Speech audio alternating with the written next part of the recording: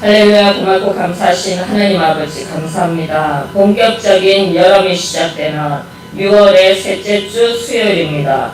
무더운 여름철 특별히 저희들 건강으로 지켜주시고 더욱더 주님의 은혜로 사랑으로 충만한 여름 잘 보낼 수 있도록 축복하여 주시옵소서. 오늘도 드려지는 이 수요 예배 위에 성령님께서 강권적으로 역사하실 줄 믿고 감사드리며 우리 주 예수님 이름으로 기도드립니다. 아멘. 오늘 함께 나누실 말씀은 시편 145편 8절과 9절 말씀이 되겠습니다. 시편 145편 8절과 9절 말씀이 되겠습니다. 다 함께 찾으신 줄 알고 다 함께 합독하시겠습니다. 여호와는 은혜로우시며 긍휼이 많으시며 노하기를 더디하시며 인자하심이 크시도다.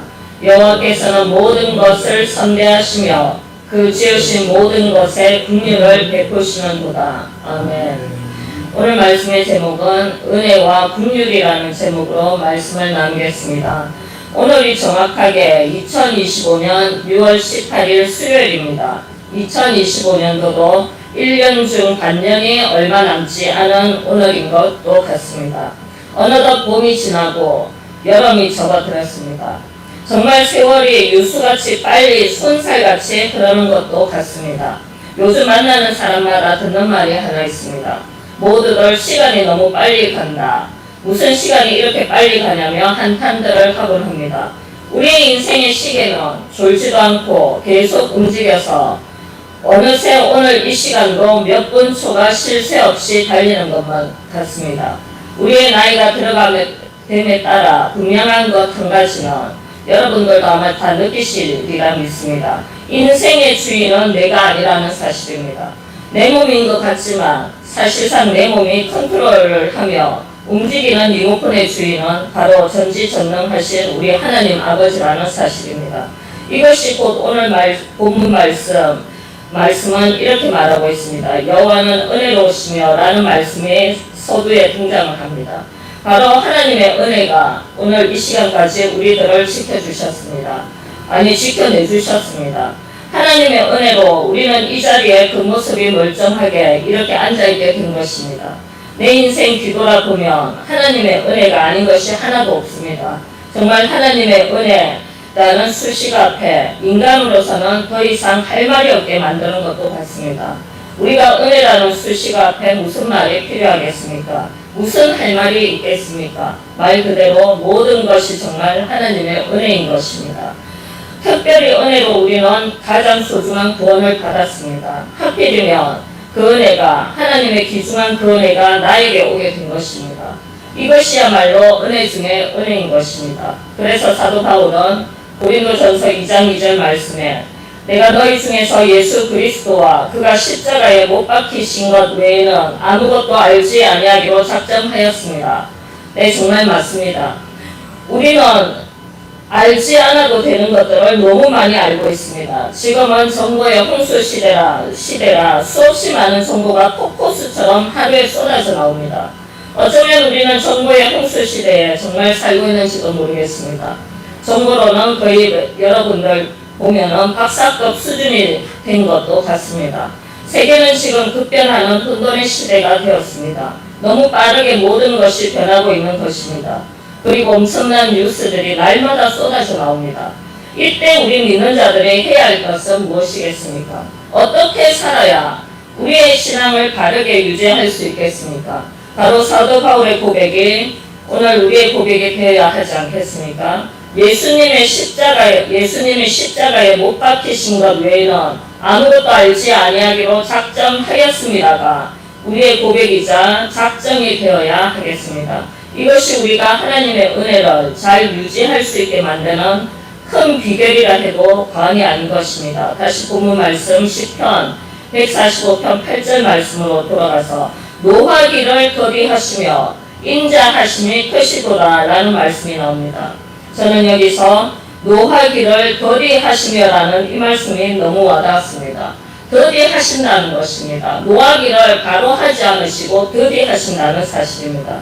우리 하나님은 이 인류를 향해 노하기를 더디하셨습니다. 노하며 노발대발 하셔야 하는 상황인데도 불구하고 노하기를 더디 하셨다는 사실입니다. 이것이 하나님의 은혜이자 하나님의 사랑인 것입니다. 부모님들이 자식을 키울 때 노할 일이 한두 가지였겠습니까? 여러분들 아마 자식을 키워보셔서 아시리라 생각이 듭니다. 하지만 대부분의 부모님들은 끝까지 참고 또 참습니다. 한 번 참고 두 번 참고 12번 더 참는 것이 이 세상 부모님들의 모든 마음인 것입니다. 우리 하나님은 이보다 더하게 우리 한 사람 한 사람에 대해 잘 참아주셨습니다. 어쩌면 오늘도 우리의 잘못된 생각, 마음, 행동을 보시고도 아시고도 또 참아주시고 또 모른 채 하셨기에 오늘 이 자리에 우리가 이렇게 앉아있는지도 모르겠습니다. 갑을 관계에서 더 사랑하는 쪽이 항상 져주게 된다는 말이 있습니다. 하나님은 그동안 우리의 죄를 보시고도 아시고도 져주시고 참아주셨습니다. 몰라서 참아주셨던 것이 아니라 아시면서도 참아주셨다는 이 사실이 바로 또 은혜 중에 은혜인 것입니다. 그러므로 우리도 상대방에 대해 잘 참아줘야 한다는 사실을 저는 요즘 참 많이 공부하는 것도 같습니다. 하나님께서는 분명히 갑인데도 불구하고 우리에 대해서 인류에 대해서 의리 되셨습니다. 만약 우리에 대해 노하기를 거리게 하시지 않고 빨리 하셨다면 아마 이 자리에 과연 살아남아 있을 자가 몇 명 있을까요? 전적인 하나님의 은혜로 전적인 하나님의 긍휼로 여기까지 잘 살아남을 수 있게 된 것도 같습니다. 이것이 하나님께서 인자하시다는 증거가 됩니다. 하나님은 인자하신 분이십니다. 여기서 인자의 깊은 뜻은 히브리어로 헤세드를 뜻합니다. 이 헤세드는 자비를 내포하고 있는 깊은 뜻을 담고 있습니다. 하나님의 자비로 우리에게 은혜를 마구마구 쏟아부어 주시고 계신다는 사실입니다. 또 자비는 남을 깊이 사랑하고 가엾게 여긴다. 또는 그렇게 여겨서 베푸는 혜택이 자비인 것입니다. 저는 얼마 전 5월 15일에 일본에 가서 6월 1일 돌아오게 되었습니다. 18박 19일 동안 하루도 제대로 쉰 적이 없을 정도로 바쁘게 지냈던 것도 같습니다. 그 중에 일주일은 잘 아는 목사님 교회에서 머물게 되었습니다. 그 목사님은 정말 무엇이든 열심히 최선을 다해서 사시는 분이셨습니다. 제가 보기에는 하루에도 가만히 의자에 앉아 쉬는 것을 제대로 본 적이 없는 것도 같습니다. 병원에 계신 일본 어르신 성도님을 위해 아침부터 전화로 성경을 30분 동안 읽어주시고 주일에는 산 꼭대기에 있는 병원에 가서 그 어르신을 모시고 오셔서 예배를 들을 수 있게도 하셨습니다. 그런데 이분에게는 자폐를 가진 아드님이 있었습니다. 지금은 커서 통제가 전혀 어려워서 장애우 시술에 맡겨져 있습니다. 한 달에 한 번씩 2박 3일 동안 외출을 그 아드님은 나옵니다. 하루는 저와 같이 1시간 걸리는 센터로 그 아드님을 데리고 갔습니다. 목사님은 아들이 좋아하는 음료수와 과자도 사놨습니다. 그리고 드디어 아들이 센터 밖으로 담당하시는 선생님들과 같이 나왔는데 목사님의 눈빛을 보고 저는 정말 깜짝 놀랐습니다. 아들을 보며 좋아서 기뻐서 어쩔 줄 모르는 사랑스러운 눈빛이 제 눈에 들어왔습니다. 팔을 만지며 쓰다듬으면서 웃는 그 얼굴이 이 세상에서 가장 아름다운 한 장면인 것도 같았습니다. 누가 뭐라 해도 이 세상에서 가장 소중하고 사랑하는 아들이 자식이라는 사실이 느껴졌습니다. 눈빛에서 말을 하고 있었고 입가에서도 사랑한다는 무언의 얼굴이 나오고 있었습니다. 저에게 포착된 목사님의 이 모습이 정말 감동이었고 또 감동이었습니다. 저는 어떤 힘이 무엇이 저런 아름다운 눈빛이 나올 수 있을까를 잠깐 생각하게 되었습니다. 그것은 바로 엄마라는 사랑의 힘이 아닐까 하는 그런 뭉클함이 들기 시작했고 그러면서 저는 우리 하나님도 우리들을 이렇게 사랑해 주시는구나가 느껴졌습니다. 부족하지만 내 자식이요.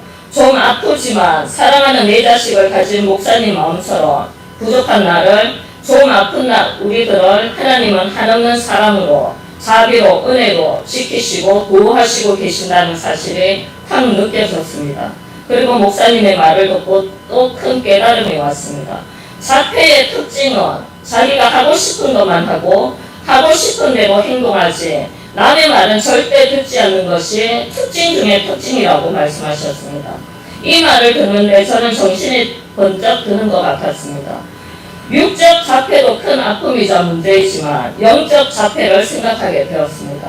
어쩌면 우리도 하나님 앞에 자폐인 상태로 살아가고 있는 모습이 아닐까 하는 생각이 들었습니다. 하나님 앞에 불순종이 곧 자폐인 것입니다.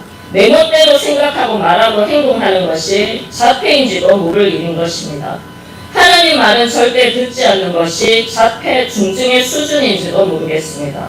자폐의 큰 병, 남의 말은 절대 듣지 않고 자기가 하고 싶은 대로 사는 것이 가장 두드러지게 나타나는 특징인 것입니다. 이 세상에 어떤 부모가 내 자식이 자폐 장애우가 되는 것을 원하겠습니까? 그렇다면 우리 주님께서도 우리가 영적 자폐 장애우가 되는 것을 원하시겠습니까? 여러분들은 지금 어떠하십니까? 아니, 저는 제 자신에게 지금 묻고 싶습니다. 과연 나는 하나님 앞에 영적 자폐의 모습은 없었는가를 되묻고 싶습니다. 그리고 자폐의 큰 병은 내가 무엇을 잘못했는지를 인지하지 못합니다. 그냥 소리치고 하고 싶은 대로 하는 것입니다. 우리가 살면서 무엇을 잘못했는지 인지하는 것은 엄청난 축복 중의 축복인 것입니다. 인간관계에서 잘못을 하고도 잘못한지도 모르고 내가 다 잘했다고 우긴다면 이것이야말로 큰 병 중에 큰 병인 것입니다. 하지만 이런 영적 자폐인 채로 살아가고 있는 우리들에게 우리 하나님은 하나님의 은혜로 자비로 인자하신 사랑으로 우리들을 봐주십니다. 꼭 그 목사님이 아들이 마음대로 하는 대로 사랑의 눈으로 지켜주듯이 우리 하나님도 우리들을 그렇게 봐주신다는 사실입니다. 이 세상에서 가장 아름다운 눈빛으로 오늘도 우리에게 쏟아부어 주시고 계신다는 사실입니다. 그래서 우리 하나님은 노하기를 더디하시고 인자하심이 크신 분이심에 틀림이 없습니다. 또 시편 145편 9절 말씀은 여호와께서는 모든 것을 선대하시며 그 지으신 모든 것에 긍휼을 베푸시는도다. 여기서 선대하다의 뜻은 후하게 대접하다, 높은 자리를 허락하고 극진히 예우하다라는 뜻을 담고 있습니다. 누군가가 나에게 정말 정성껏 대접해주고 예우해준다면 우리는 참 기분이 좋아집니다. 우리 주님께서 우리들을 이렇게 선대해 주십니다. 바로 후하게 대접해 주시고 높은 자리를 허락하시고 극진히 예우해 주시는 것입니다. 높은 사람인 것처럼 예우를 해주신다는 사실입니다. 이 세상은 누구나 예외 없이 어쩌면 남을 끌어내리려고 합니다. 요즘 뉴스를 보셔서 여러분들 너무도 잘 아실 것입니다. 참 무서운 시대가 된 것이 왕도 대통령도 끌어내립니다. 내 앞에서 높아지는 누군가를 보면 꼴불견인 시대가 된 것도 같습니다. 그래서 비방을 하고 판단과 비판을 서슴지 않게 되는 것입니다. 나는 높아져도 되고 남은 높아지면 안 되는 법칙이 꼭 존재하는 것처럼 살아나가는지도 모르겠습니다. 하지만 저희 한 분 한 분은 안심하셔도 될 것 같습니다. 이런 삭막한 이 세상에서 우리 주님은 낮은 자를 높게 봐주십니다. 후하게 대접받을 수 없는 존재임에도 불구하고 후한 대접과 그에 맞는 예우를 해주십니다. 이것이 곧 칭이라는 사실입니다. 죄 있는데도 불구하고 죄가 하나도 없는 것처럼 우리들을 칭의해 주시고 선대해 주십니다. 전적인 하나님의 은혜요, 전적인 하나님의 긍휼하심의 대표 중에 대표가 되는 것입니다. 그리고 주님은 지으신 모든 것에 긍휼을 베푸십니다. 긍휼, 바로 불쌍히 여기는 마음입니다. 주님은 이 세상을 불쌍히 여기셨습니다. 애처롭고 가엾게 여기셨습니다. 불쌍함은 깊은 사랑에서 출발합니다. 곧 사랑의 시작은 이 불쌍함에서 나온다고도 볼 수 있습니다. 누군가의 뒷모습이, 여러분 한 번쯤 누군가의 뒷모습을 바라보셨죠? 남편분은 아내분의 뒷모습을, 아내분은 남편분의 뒷모습이 내 눈에 들어올 때가 있습니다. 저는 우리 오빠들을 가끔 한 번씩 만나고 헤어질 때면 그 뒷모습을 바라보면 왠지 마음이 짠하고 아플 때가 있습니다. 우리 오빠 건강해야 할 텐데, 예수님 잘 믿어야 할 텐데 그런 아픈 마음이 드는 요즘인 것도 같습니다. 우리 하나님께서도 이 땅에 구원을 주신 목적도 영생을 주신 이유도 딱 하나, 바로 이 불쌍한 마음, 긍휼의 마음에서 출발했다 해도 과언이 아닌 것입니다. 그래서 예수 그리스도를 통하여 이 땅에 구원과 영생이 주어졌습니다. 앞에도 언급한 것과 같이 저는 19일을 집을 비웠습니다. 저는 우리 집에 나무 두 그루가 있는데 하나는 일주일에 한 번씩 물을 주고 하나는 또 2주에 한 번씩 물을 줍니다.